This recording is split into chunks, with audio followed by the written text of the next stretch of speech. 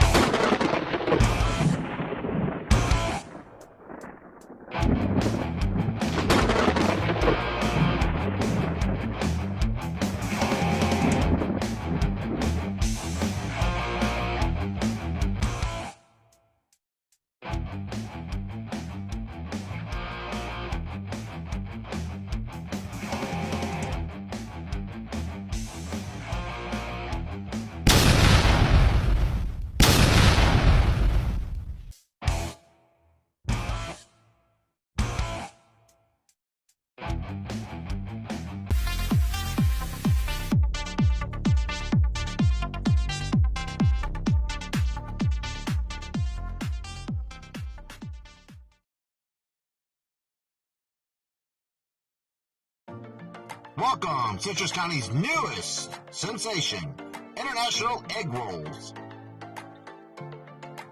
They serve American egg rolls, Italian egg rolls. They serve breakfast, lunch, and dessert, and all flavors of lemonades. Check out their meal deals. Include 2 egg rolls of your choice and 1 side.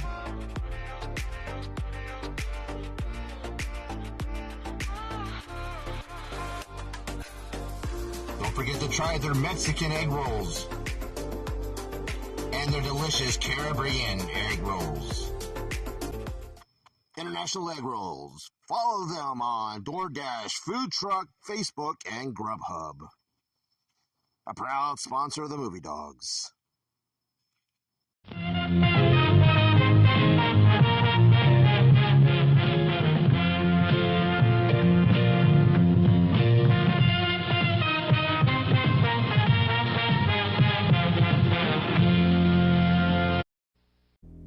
He's here. I can feel it.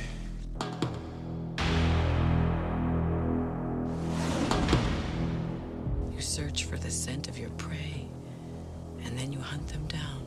That's the only thing you're committed to. It keeps me sharp, on the edge, where I gotta be.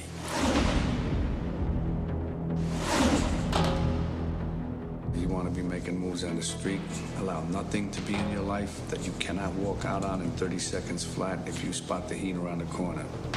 No, my life's a disaster zone because I spend all my time chasing guys like you around the block. I do what I do best. I take scores. You do what you do best, trying to stop guys like me. You've been walking through our life dead. All I am is what I'm going after. From The Godfather to Scent of a Woman. What do we got? From Raging Bull to Goodfellas. Assume they got our phones, assume they got our houses, assume they got us. Their performances have created a legacy of landmark films. I want full surveillance. That's 24 hours, round the clock. We never close, open 7 days a week. Now, for the first time, America's 2 most electrifying actors collide. With this guy, there's much heat you should pass. The bank is worth the risk. You should take it down. 12.2 million. You're up. This crew is good. It ain't worth the risks you take. Like in risk versus reward, baby. You're fugitive number 1 with a bullet. I'm double the worst trouble you ever had. If I'm there and I gotta put you away, I won't like it. But I'll tell you, you are going down. What if you do got me boxed in, and I gotta put you down? Because no matter what, you will not get in my way. I will not hesitate for a second.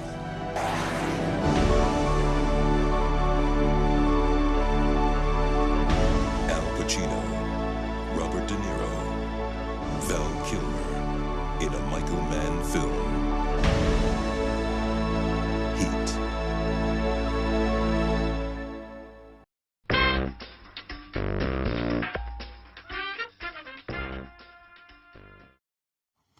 And welcome, ladies and gentlemen, to a whole new season of the Movie Dawgs Show. This is year 3, and I am so excited to start off this year. Episode 60. I decided to hold off on this episode for quite some time, and we're going to talk about one of my favorite films of all time. It's in my top 10. Eventually, I'm going to have to write out a top 10 and give it to you guys, but it's in my top 10. The 1995 classic Heat, directed by Michael Mann, starring Al Pacino and Robert De Niro. This is the film a lot of us film buffs at the time had been waiting for. I can remember watching the trailers when they first came out in theaters, and my brother and I, we were film buffs. We knew film history. We were fans of both Pacino and De Niro. The only other movie I believe they had been in was Godfather 2, which they never shared a scene. But this time they got to share a scene. And in this movie is perfect, folks. Michael Mann's also gone back and he's done a director's cut of this film. I don't think I've seen it yet. It just recently, last year or the year before, been brought out onto home video. But if you have not seen Heat, I'm telling you, then you're not a movie fan. You've got to check this movie out. This movie is it's perfect. There's nothing, as I said, hadn't seen the director's cut, but there's nothing I can find a flaw in this film. Not many movies you can say that about. But this movie is, it was, absolutely just wonderful. Again, released December 15th, 1995.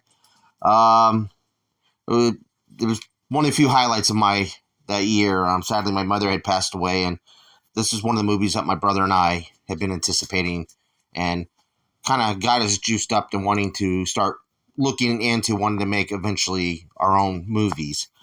But again, it came out. It made $8.4 million opening weekend. When it opened against Jumanji with Robin Williams and the original Toy Story, and still did well. Back then people went to the movies, and a movie can still be profitable no matter what. It was under a $60 million budget. I think domestically it earned $67.4 million, not counting the foreign market. It made a lot of money. It made its money. Again, the film was written originally in 1979 by Michael Mann. Right after he had done the movie Thief with James Caan. He tried to shop it around, try to pawn it off to a friend, Walter Hill, another great director. He wasn't interested in it. So, Michael Mann held on to it. And because of the success of not his movies at the time, which he made a lot of great movies, check out Michael Mann's filmography, folks. Wonderful film. He did the very first Hannibal Lecter movie, Manhunter. But I say when Miami Vice, which he co-created the show and produced, and another great show called Crime Story, he was been on a winning streak when it came to television, so he was asked to produce another one. So he produced Heat into a 90-minute pilot, and it was retitled L.A. Shakedown. Basics was just the same. It was going to be a crime drama and type of show, and it was going to revolve around what the characters you ended up finding out in Heat. Michael Mann based the story off of a real life career criminal, Neil McCauley, which was played by De Niro in the film. And Pacino's character was in real life was a version is of a detective named Adamson. I think it was Chuck Ambleson or something like that. He ended up being a story consultant and stuff like that for film and television. But again, it was based off of a real life situation, and Michael Mann, excuse me, you have to excuse me, I just got over a chest cold too, but Michael Mann was just he really took what I know he was going to make a really wonderful series, and he combined it together into this film. Because if you watch it, there's B, C, D, and even F plots of stories spread around into this movie, which would have made a great, weekly program and would flesh out these characters. And there was very rich characters in this film. I mean, regardless of how small the character was in the film, there were very powerful presence of these characters. And that's all due because the acting. The acting was amazing in it. It was also co-starring Val Kilmer. He was very big at the time. He was just getting off the big success of his career, Batman Forever, and his representation didn't want him to take the film. He was his agreement was that he would get paid less than his normal fee, and he get billing on the poster and be on the poster, which he did. And he played a very great character named Chris in this film, which was a part that was originally offered to Keanu Reeves, but Keanu Reeves decided to do, I think, a Shakespeare play, off-Broadway play. But again, this was, De Niro played it very low-key and a very calm, criminal that decided not to have too many attachments because you never know when you have to get up and bolt and leave everything behind. When you see the loneliness of this character, it starts to affect him. And he strikes up a love interest in Amy Brennan, who those who are fans of NYPD and Judging Amy fame, she was a very talented actress on television. But the and Al Pacino's character, and Pacino, said it basically. I mean, it was kind of hinted at, but his character of Hannah, Lieutenant Detective Vincent Hanna, was basically on cocaine because he was so stressed out and he was on the job 24/7, which, ended his marriages. The guy had been married 3 times. He was on the end of his third marriage. And, it was just, I mean, you'll get all the feel and the rush of how it is to be a police detective and the sad life that it is. Again, when it came to De Niro and the Tom Sizemore and Val Kilmer's characters, they went to Folsom State Prison with Michael Mann to interview career criminals. And actress Ashley Judd, this is one of her earlier films roles, actually went and spoke to former prostitutes who had become housewives when it came to living with men who are in the criminal organization or career criminals, to see how their lives were impacted and how to project that on screen. Again, excuse me, a lot of great method acting in this. Again, it was based on I never got to see the pilot called LA Shakedown, which was aired in '89 as a TV movie.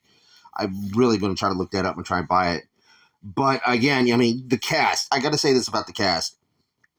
On top of having Al Pacino and Robert De Niro, Val Kilmer, John Voight, Tom Sizemore, Amy Birmingham, Ashley Judd, Ted Levine, who we all know from who played Buffalo Bill in Silence of the Lamb, Dennis Haysbert from 24, Mikel Williamson, William Fisher, Natalie Portman in one of her earlier roles. This, I think, was shortly after she had done The Professional. Danny Torero in one of his earlier films. We all know him as, in a lot of Robert Rodriguez movies, and he played the character Machete. Jeremy Piven, those who are fans of the television show Entourage. This dates me. 90s net rap star Tone Loc, who people may know who listen to that. Those who are film fans, Bud Cort. Hank Azaria, who did many voices on The Simpsons. And metal star Henry Rollins makes a few appearances in the film. So I mean, a great ensemble cast that accompanied and, worked so well with Pacino and De Niro in their separate parts of the movie. And again, I said there's one side that was De Niro's side and the other side that was Pacino's character's world. And of course, inside those worlds were small little subplots or sub stories, and it all worked well. Again, this would have made a great television show if it was given a chance. Again, I mean, the soundtrack was done by I have to say, hold on, was done by Elliot Goldenthal, who had just, again, earlier that year had done the soundtrack for Batman Forever, which I love that soundtrack. And he was able to use a lot of other songs mixed in with the his score. One notably, which you hear in the trailer and you hear at the beginning of this episode, God Moving Over the Face of Waters, which was a song composed by Moby, which was, it's just a very, especially when you hear the version that's in the movie, it's just so powerful. And then it was also at the climax of the film, which again really hit hard when it came to, the since everything, that the intensity had ended and the manhunt had ended. And I'll get to the ending here shortly, but of course, because that was like the second part, the second or third scene that Pacino and De Niro had been in. But again, the life imitated art, because a couple years later, a couple other robberies during the climax of the film, when Macaulay and his crew gets caught by and ambushed by the LAPD. They go on the defense, and they're wearing gear and using fully automatic weapons. Stuff like this in four other countries and in North Hollywood shootout, which I actually saw live as it happened on the news, where two bank robbers went up against the LAPD, and they were wearing protective armor and they were wearing masks like they did in Heat. And one of the robbers, both of them were taken down, but one of the robbers, when they went to check out his home, had a copy of Heat and his a VHS copy of the movie at home. And it said, 2022, he made a director's cut. Directors are always tinkering with stuff. I highly understand that. Artists' work is never done.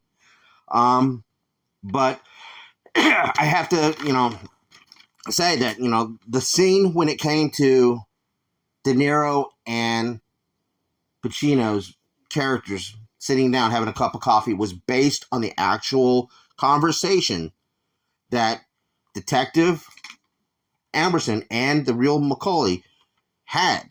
Almost word for word, to my understanding, when it came to the dialogue, that this is what these guys had, and they started having a mutual respect for each other and liking each other. But they know, because they're on both opposite sides of the track, that one has to take down the other. Both cannot coincide and stay on forever. Either you're going to jail or going to die trying to get me in jail. It was basically, and it's such perfect dialogue. And to be a person on the set that day, to watch that, however long it took, that scene, and the multiple cameras, because Mann had a bunch of cameras set around, because he wasn't going to interrupt this. It was all done in one take, but he had multiple cameras for pickups and to, of course, cover his ass. But it was just so wonderful. I mean, just the prelude, Pacino, racing up against, in a car, trying to race down De Niro's character and just pulling him over and saying, "Hey, how about I buy you a cup of coffee?" Of course, it leads into that scene. And of course, the next time you do see them together again, it's at the climax of the film. Spoiler alert, Pacino had to take down De Niro, because De Niro wasn't going to go back to prison, and he wasn't going to, he knew he wasn't going to stop his life of crime, or though he was trying to. The girl that he had met, he was going to try to, but he had to right some wrongs that, caused his crew some harm. Of course, there's a lot of subplots. I'm not going to get into all these subplots because I want you guys to watch this film and watch all these other subplots when it comes to these other the supporting cast and their characters. But when it came to Moby's song, God moving over the faces of water, and the way it starts trickling, fading into the scene and everything. Well, they're having their final dialogue, and Pacino takes the hand of De Niro's character Macaulay, and and he kind of looks up and looking off in the in the distance, into nothing, realizing the hunt is over, what to do now. And of course, De Niro dies, and he's just the shot, the back, the shot, the long shot of Pacino holding De Niro's hand as De Niro slumped over dead, and then the song itself just kicks in, it goes to black, and then the credits start rolling. I mean, everything was just emotion, absolutely raw and beautiful emotion. That's what filmmaking is. Michael Mann not only is a visionary when it comes to the camera and the feel and the lighting that you see in a film. Check out Manhunter. Guarantee you there's another one. When it comes to lighting a film, is beautiful. But I'm saying that this film is absolutely one of the best films to come out of 1990, out of the 1990s. It didn't get any rewards or any awards or anything like that it should have. But the fact that it was an event film that wasn't treated like an event film to like a full blown out degree like most films are nowadays, but the fact that you had two powerful leading actors from the 1970s and 80s together in one film, co-headlining this film, running two separate stories that collide together with that one scene. And then, it's so wonderful. I can't praise this film enough. And it's, as I said, one of those few films that I could sit and watch all the time and be entertained and not find one flaw. And I'm actually very, very excited to try to find a copy of the Ultimate Edition that Michael Mann came out with a couple years ago. But at around that same time, he had written and released a book. He co-wrote a prequel book called prominently Heat 2, which last year announced that he is developing a prequel / sequel, which, he's got right now a great actor, Adam Driver, attached to play the young Macaulay character that De Niro played.